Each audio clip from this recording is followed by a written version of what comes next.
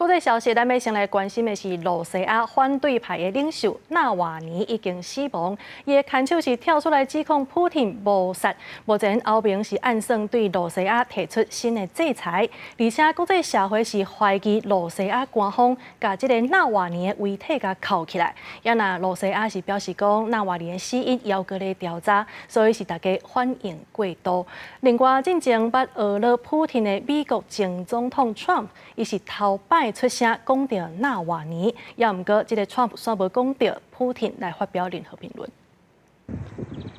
到伫罗西亚当局以纳瓦尼的死因搁在调查为理由，拒绝甲遗体献互家属的时阵，纳瓦尼的伪装是指控总统普廷谋杀。На моем месте должен быть другой человек,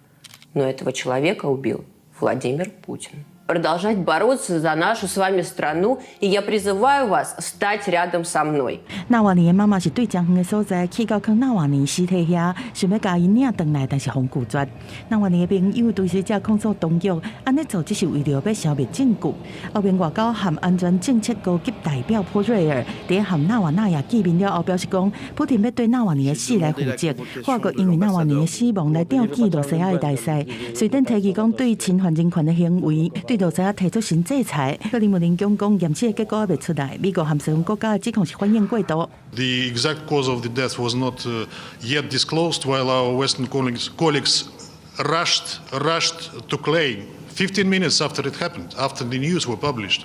that this was the responsibility of the Putin's regime, etc., etc. 到伫美国共和民主两党的这前总统和国会领袖拢伫骂普廷的时阵，嘛因为恶毒普廷互批评的美国前总统川普19嘛讲话啊，伊第一摆讲到纳瓦尼的死亡，伫社群媒体讲，这是互伊意识到国家当地发生的代志，这是正慢持续的进程，无老实激进的倒派政客、检察官、法官当地带领大家行去毁灭的路。不过川普同款是无谴责普廷。